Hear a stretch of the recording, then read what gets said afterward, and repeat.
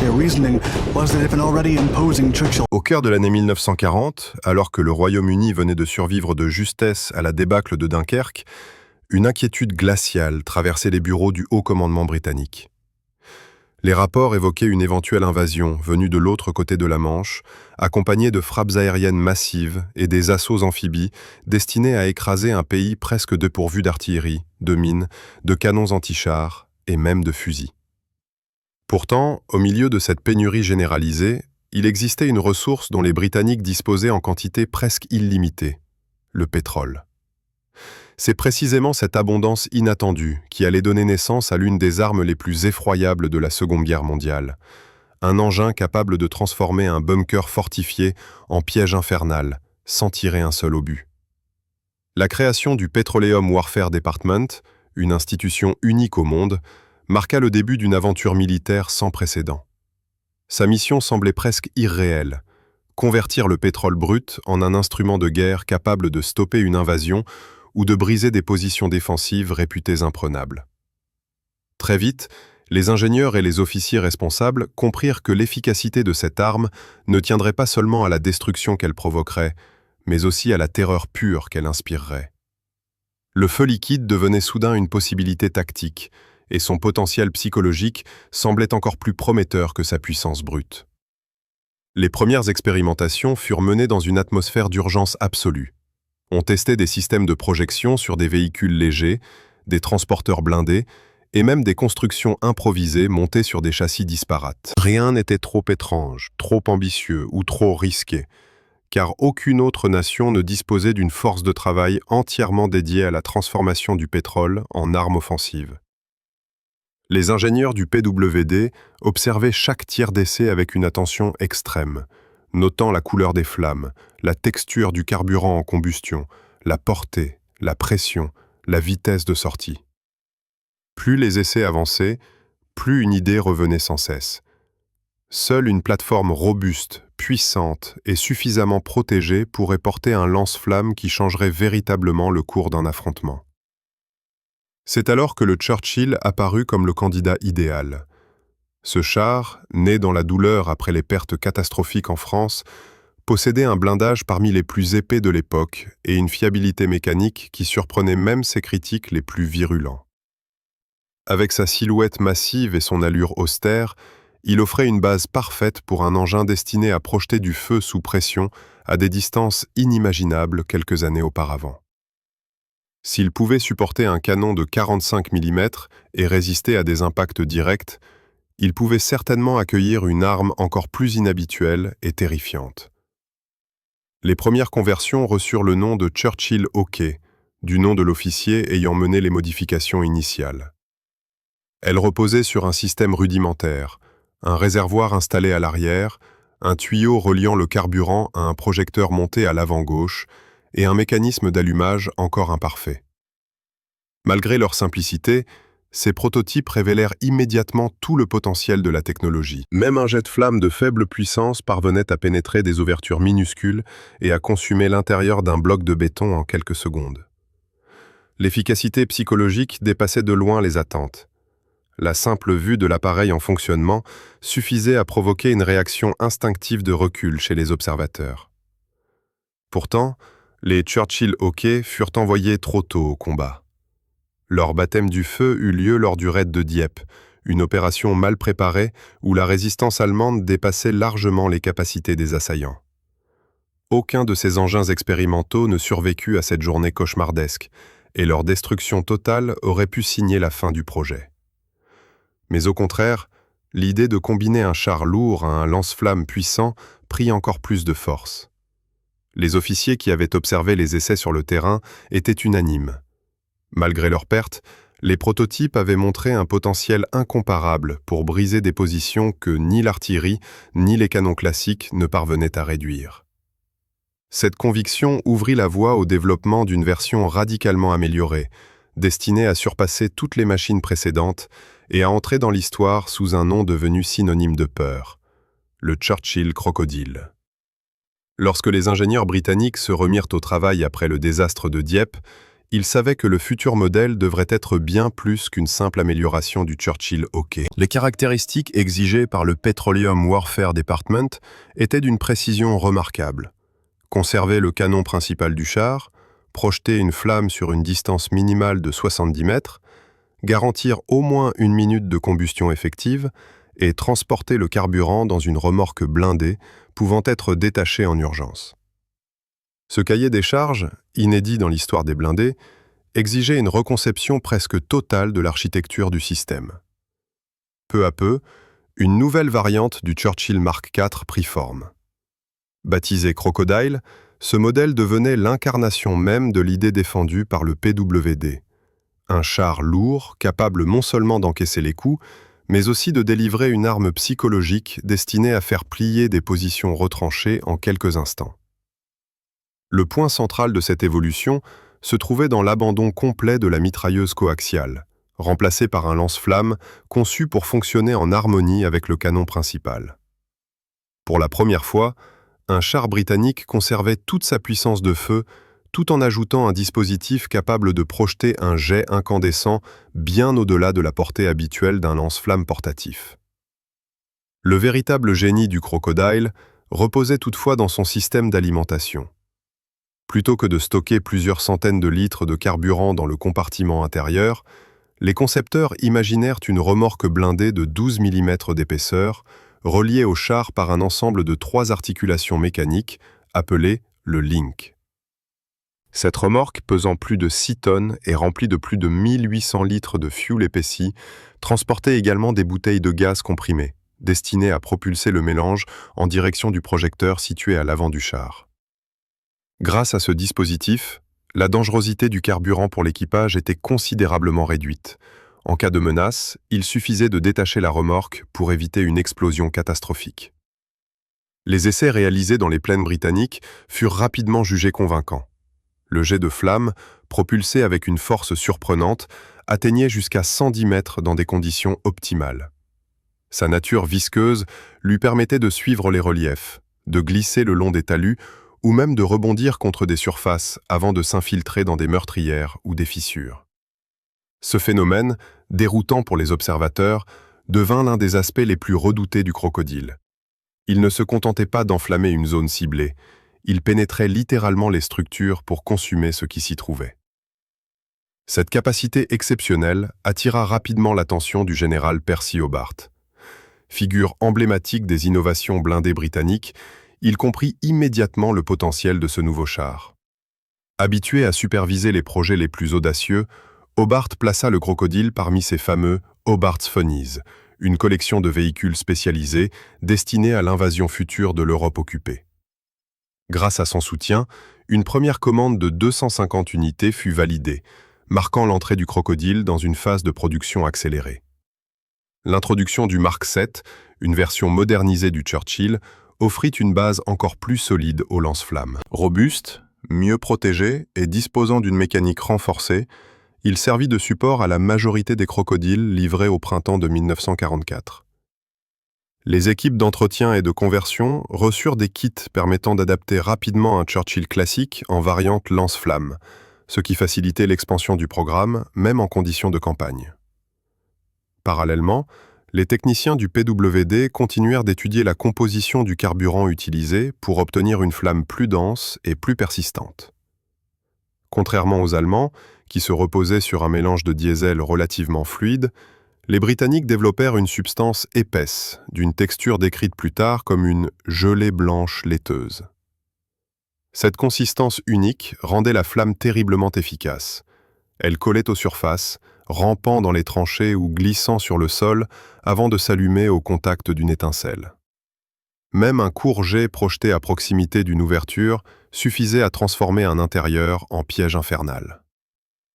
La remorque blindée, indispensable au dispositif, était remorquée sur de longues distances par des camions AEC Matador. Une fois en zone opérationnelle, le Churchill Crocodile était transporté sur des véhicules porte-chars afin de préserver son carburant et d'éviter l'usure prématurée de ses chenilles. Cette logistique, complexe mais efficace, garantissait que le char arrive en première ligne avec une quantité maximale de fuel prêtes à être utilisées contre les positions ennemies. Lorsque les premières unités destinées au grand débarquement commencèrent à recevoir leurs crocodiles, les équipages prirent conscience qu'ils allaient entrer dans l'histoire avec une arme que personne n'avait encore vue à l'échelle industrielle. Le char n'était plus simplement un véhicule blindé, il devenait un instrument de siège mobile, capable de réduire au silence un n'importe quel bunker, un n'importe quelle casemate, un n'importe quelle position retranchée. La guerre psychologique entrait dans une nouvelle dimension, et les troupes britanniques disposaient désormais d'un outil qui promettait de briser la volonté de résistance ennemie avant même qu'un tir d'obus ne soit tiré. L'invasion de la Normandie approchait, et avec elle, l'occasion de vérifier si le crocodile tiendrait ses promesses sur le terrain. Lorsque les crocodiles déployés pour l'invasion de la Normandie atteignirent enfin le continent, le dispositif imaginé par le Petroleum Warfare Department entra dans une nouvelle dimension. Jusqu'alors, le lance-flamme n'avait été qu'une promesse technique, une arme dont la portée et la nature viscose impressionnaient lors des essais, mais dont l'efficacité réelle restait encore à démontrer en présence d'un ennemi retranché. Dès les premiers jours suivant le débarquement, cette incertitude disparut complètement. Les régions proches du mur de l'Atlantique étaient saturées de bunkers, de casemates en béton et de nids de mitrailleuses conçus pour infliger un maximum de pertes à toute force tentant de progresser dans les zones côtières. Les Britanniques savaient que, pour percer ces défenses, il leur faudrait des moyens capables de contourner la protection massive des ouvrages ennemis. L'artillerie pouvait endommager les structures, mais elle ne garantissait pas l'élimination des garnisons. Le crocodile, lui, possédait un avantage que les Allemands n'avaient pas anticipé, une pression psychologique d'une intensité rarement vue sur un champ de bataille moderne. Dès qu'un crocodile s'approchait d'une position fortifiée, un silence particulier s'installait.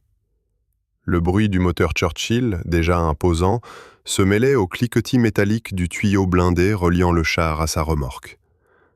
Pour les soldats allemands dissimulés derrière leur meurtrière, ce son particulier suffisait à provoquer une tension immédiate. Ils savaient qu'ils ne faisaient plus face à un blindé traditionnel, mais à une machine capable de transformer un espace clos en fournaise en un seul souffle. Les premiers engagements révélèrent un schéma constant. Dès que le projecteur entrait en action, les bunkers se vidaient presque instantanément. Le jet de feu quittait la bouche du lance-flamme avec un sifflement brutal, formant une sorte de colonne jaune et épaisse qui se déployait en arc avant de retomber sur sa cible. Lorsque le carburant atteignait une paroi, il se fragmentait en dizaines de filaments incandescents capables de s'infiltrer dans les moindres interstices. Une simple fente dans le béton suffisait pour que le mélange s'engouffre à l'intérieur, se dépose contre les parois et s'enflamme au contact d'une seconde projection. En quelques secondes, une casemate entière se retrouvait envahie par un incendie violent. Les rapports britanniques évoquaient un phénomène étonnant. Le nombre de soldats allemands faits prisonniers par les unités crocodiles dépassait largement le nombre de victimes directes du lance-flamme.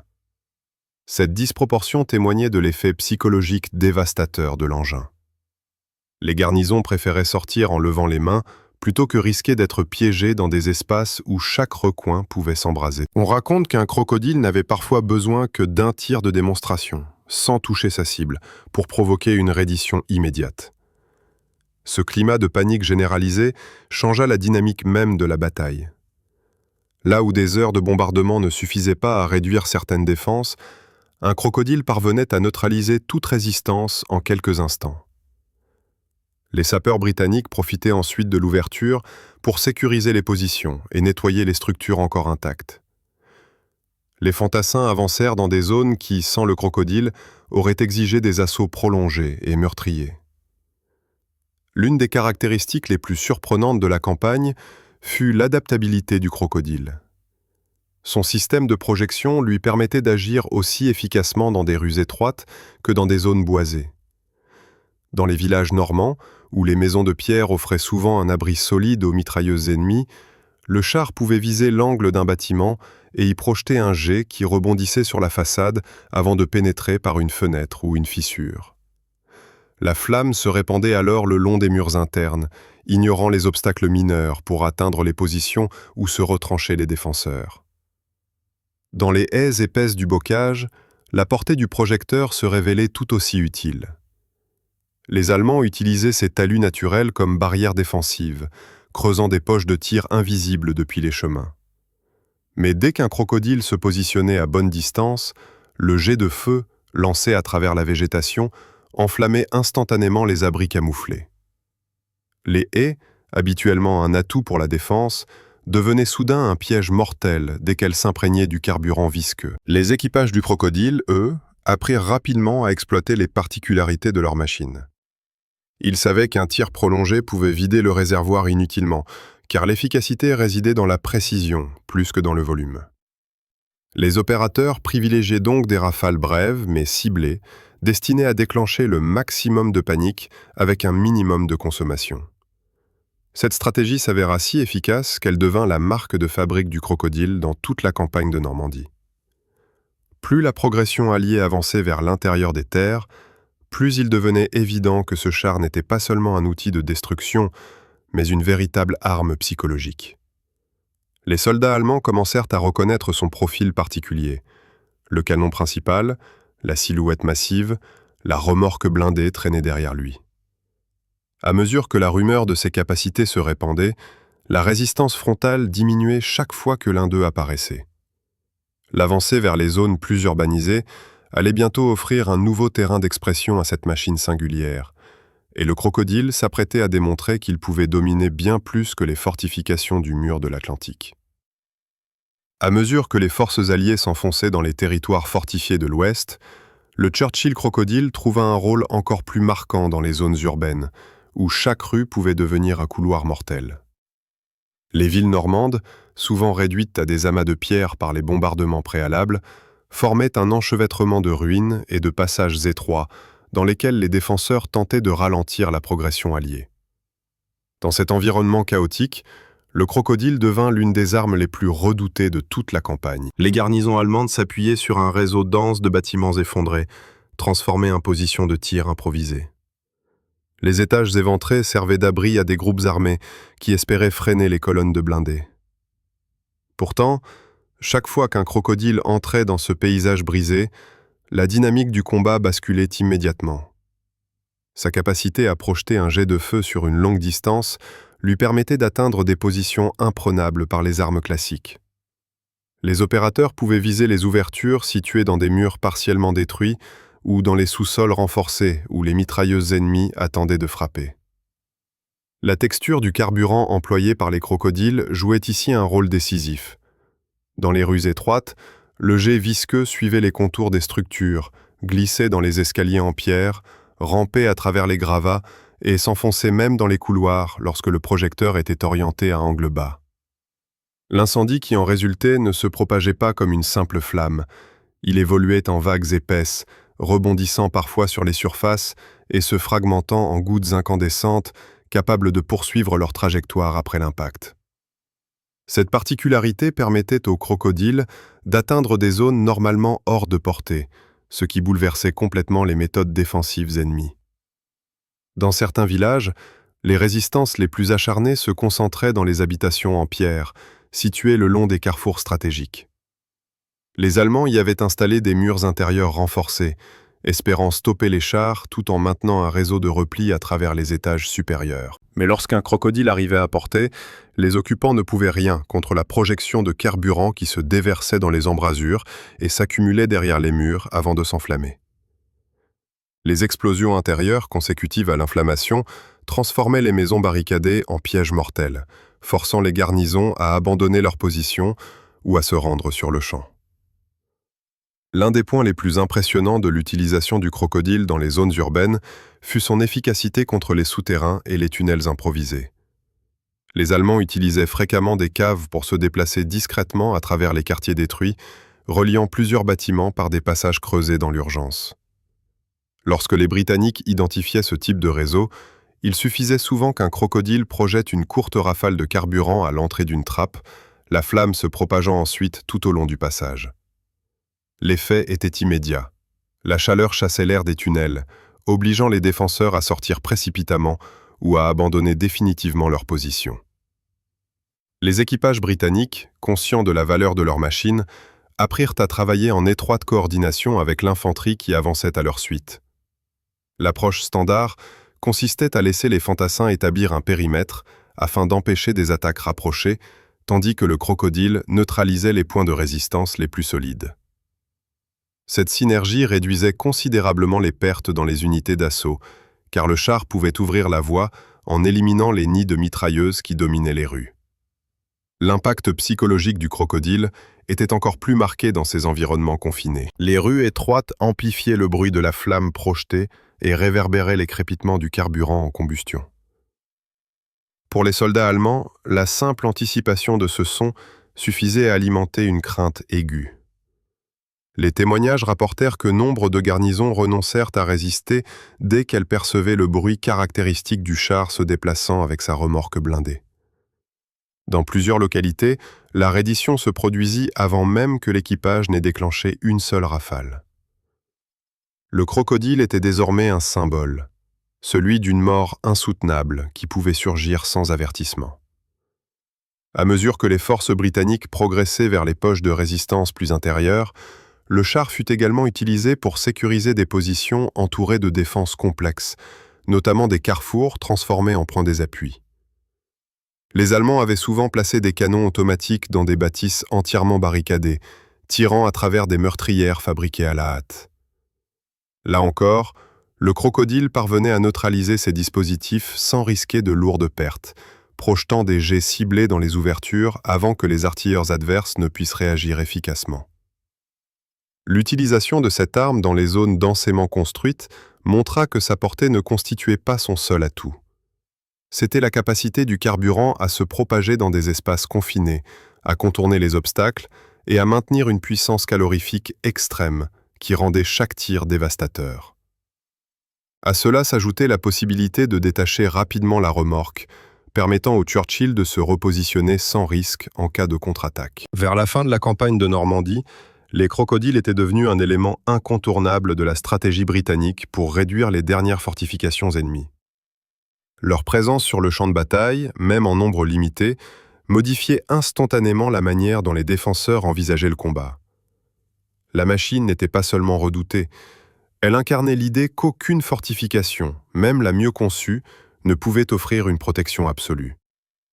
Mais les crocodiles n'allaient pas se limiter aux ruines normandes. Un nouveau chapitre les attendait lors de l'avancée alliée vers les zones fortifiées plus à l'est, où les combats s'annonçaient encore plus exigeants. Alors que les unités britanniques poursuivaient leur progression vers l'est, les Churchill Crocodiles se retrouvèrent engagés dans des opérations où la résistance allemande se reformait derrière des lignes successives de défense. Chaque village, chaque carrefour, chaque zone boisée pouvait devenir un point d'appui déterminé. Les commandants alliés savaient que plus ils approchaient de la frontière allemande, plus les fortifications improvisées seraient tenaces.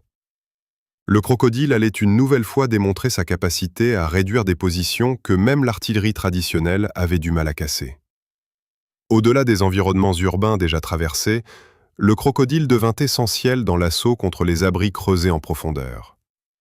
À mesure que les troupes progressaient, elles rencontraient des positions souterraines construites pour résister aux bombardements, avec des couloirs étroits et des chambres cachées dans les talus. Le Churchill Crocodile, doté de sa portée exceptionnelle et de son carburant capable de se glisser dans les espaces confinés, offrait une solution que les Britanniques n'avaient jamais possédée auparavant. Une seule rafale, correctement orientée, suffisait à remplir un abri dès une chaleur insoutenable, forçant les occupants à se rendre immédiatement.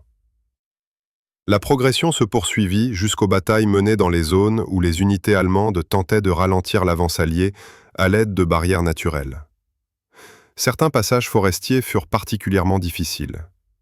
Les défenseurs y construisaient des retranchements en utilisant les arbres comme murs naturels. Mais la projection du crocodile, capable de traverser la végétation dense et de coller aux surfaces humides, éliminait ces positions sans qu'il soit nécessaire de déployer des troupes à découvert. La force de l'arme reposait sur son aptitude à contourner les obstacles que les défenseurs considéraient comme sûrs. À mesure que les lignes ennemies reculaient, l'impact psychologique du crocodile devint encore plus évident. Ceux qui avaient survécu à ces attaques racontaient que la simple apparition de l'engin provoquait des mouvements de panique. Les officiers britanniques observaient un phénomène récurrent. Lorsqu'un crocodile arrivait à proximité d'une position fortifiée, les tirs ennemis diminuaient presque instantanément.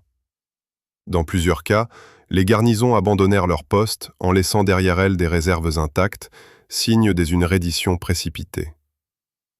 Cependant, l'utilisation du crocodile ne se limitait pas au théâtre européen. Une partie importante de la production était destinée au combat dans le Pacifique, où les forces alliées s'attendaient à affronter des fortifications encore plus denses.